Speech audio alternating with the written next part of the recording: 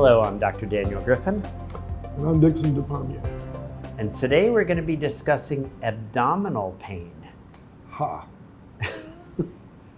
Now, I know right before we started, you were saying abdominal pain, stomach pain, what's the difference? I did say that. Should we talk about that? Would you please? Let's clarify this. When I first went into practice, I had a friend who had grown up in Alaska. And Alaska is a state very far north. It's actually the other side of Canada. So it's very far north. Part of it's up in the Arctic Circle. Yep. He'd grown up there, and we trained together in the western part of the United States, but then he went up to Alaska. And early on, we were talking. I used to go up there every year. And he said, you know, Dan, when I'm examining someone's, what do I call it? Do I call it the abdomen? Do I call it the belly? Do I call it the stomach?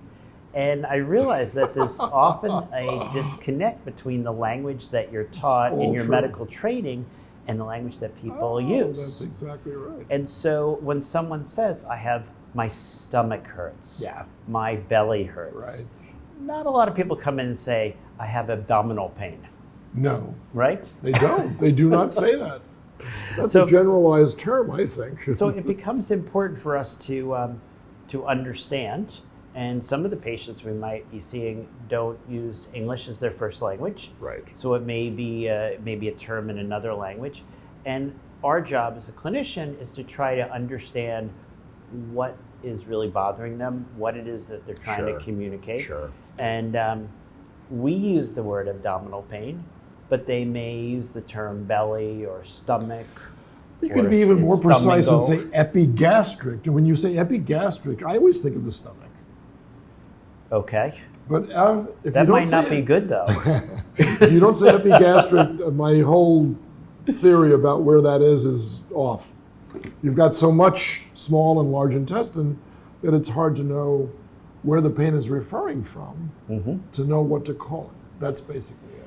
There was a great book that came out about 100 years ago. Oh, I know this book. I know Cope's Diagnosis of the Acute Abdomen. Oh, no, that's not the book I was thinking of. What book were you thinking of? I was thinking of the other book that taught a common language for the entire alimentary canal. And it was called With Gun and Camera Through the Alimentary Canal. Okay. And it was an anatomic small voyage through, and they discovered all of the parts of the intestinal tract and everything else. Okay. It was a fun book, and it was accurate. It was anatomically accurate.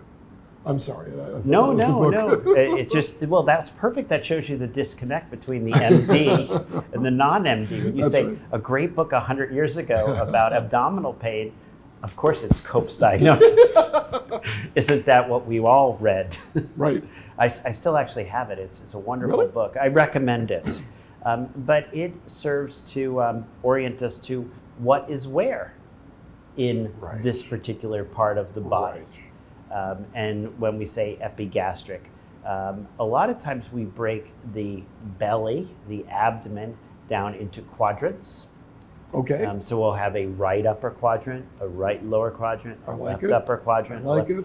And then when someone comes in and says that they have pain in their belly, abdomen, in their estomago, or whatever they choose to call it, we might ask more specifically, well, where? Just point. Where? So this is, so the first thing we might ask when they come in is, you say you have pain, but where?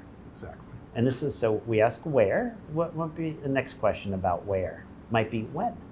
And how much pain? We have the pain scale. And we have we can use our pain scale again. We can use a pain scale that we discuss in our musculoskeletal. How severe is the pain? And we have we could do our 1 through 10. We could get a sense of severity. That's going to help us too. So where's the pain? When do you get the pain? How long have you been having the pain? Exactly. How severe is the pain? All of the above. What makes the pain better or worse? And like so many of our common complaints, the majority of the time it's going to be a benign cause.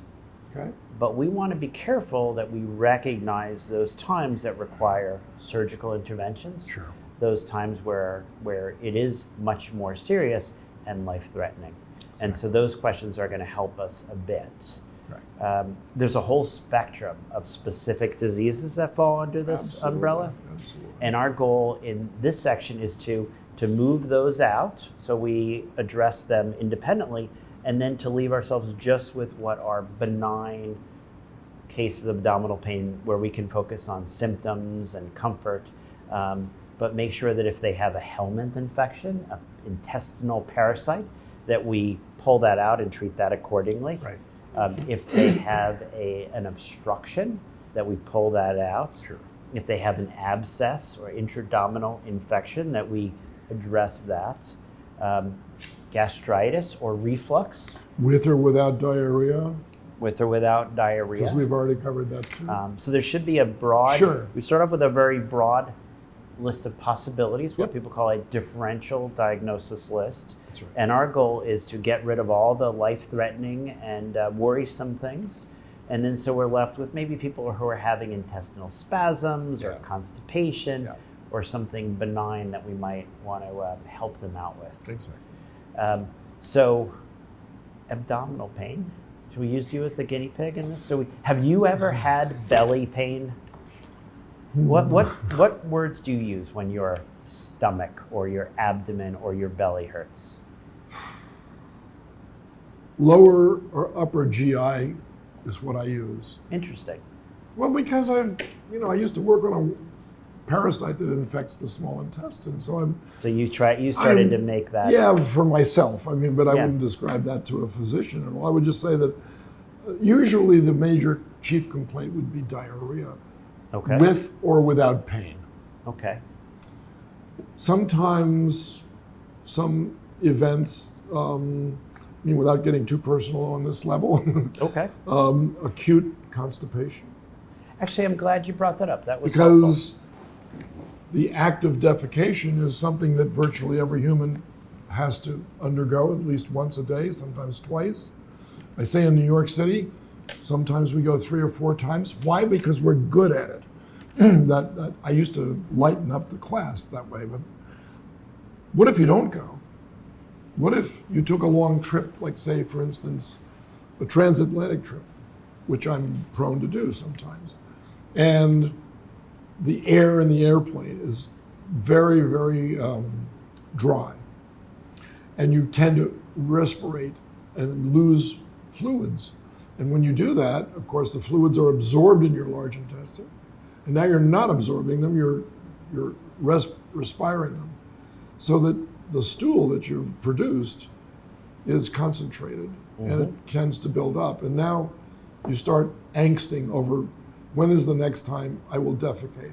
And this is a horrible thing to think about for a person whose youth was pretty regular and middle-aged adulthood was pretty regular.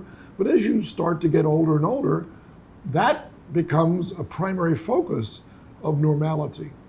If you can do that one little act every day, you still think you're okay. So that may not be true, of course, but that's the way you feel about it. So when I take these long trips, I very often have encountered that kind of problem. So I am gonna use you as a great example here.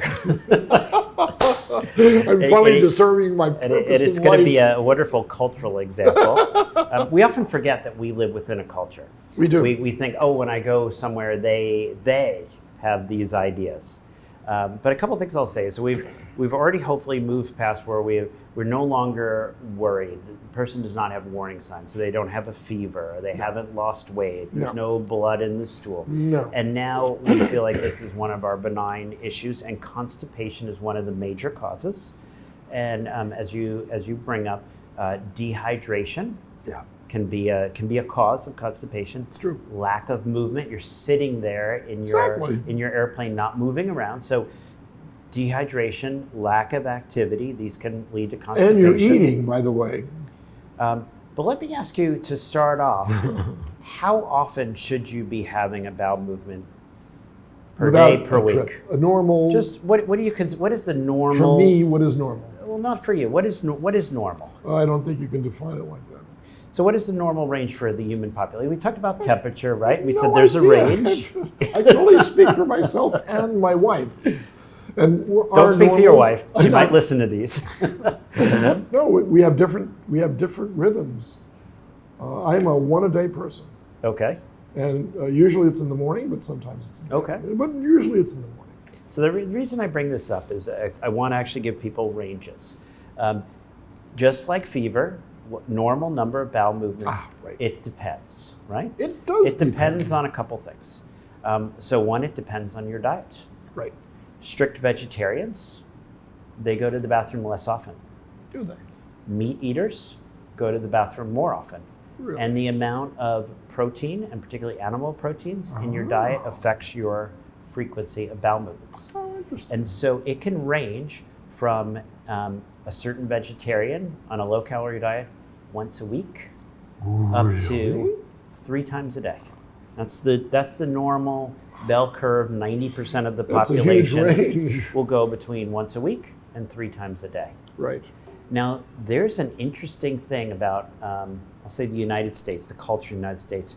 People, I'm going to say over the age of 70 United States, which I think we might be including Dixon here, is 60 years back, there was, I'll call it the castor oil movement. Oh. There was a belief that was promoted by physicians, by the medical industry, that you had to have a bowel movement every day for health. Correct. And if you didn't, you needed to make sure you did. This is all and true. I had a great grandmother, a wonderful woman. She taught me how to gamble and play cards when I was and smoke and drink. When I was about 5, I think. Not smoke and drink. Tell off-color jokes. May my great grandmother rest in peace and not hear your comments. She was Irish. What do you expect? Yes, she was Irish. She was waiting for me to get older. But Which hasn't happened yet, but it's going to. But she actually had a surgery at one point, and after the surgery, she was given pain medications, and she was constipated, and this was quite upsetting to her because for health, you must have your 1 bowel movement per day. So an interesting thing, when people travel, they may say, oh, normal for me is every day, but when you travel, when you drink less fluids, when you're less mobile, when your diet changes, this is all going to affect the frequency with which you have your bowel movements. And so I think that's one thing for people to realize is that constipation from a medical standpoint is not just that it changed a little from what you're used to. It's that it's outside the spectrum, that it's causing discomfort. Exactly. And it can be uncomfortable to have a dry, potentially impacted amount of feces that you're not able to pass. And so you always pass it, but it's not easy. We could almost go backwards. So how do we prevent ourselves from getting constipated? We drink adequate amount of fluids. Which they almost never serve in economy fare class airlines.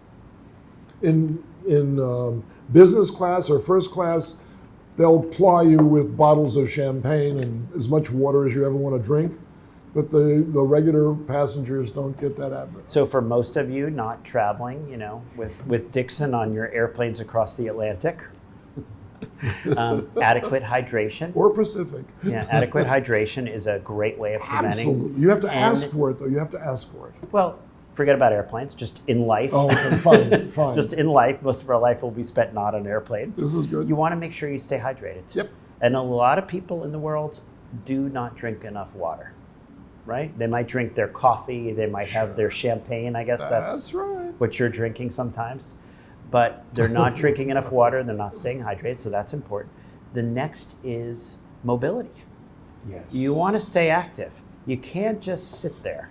Now, many people in the world, fortunately, don't have the luxury, and they're active just as part of their daily life. Yeah, that's right. So that's positive, but hydration, mobility.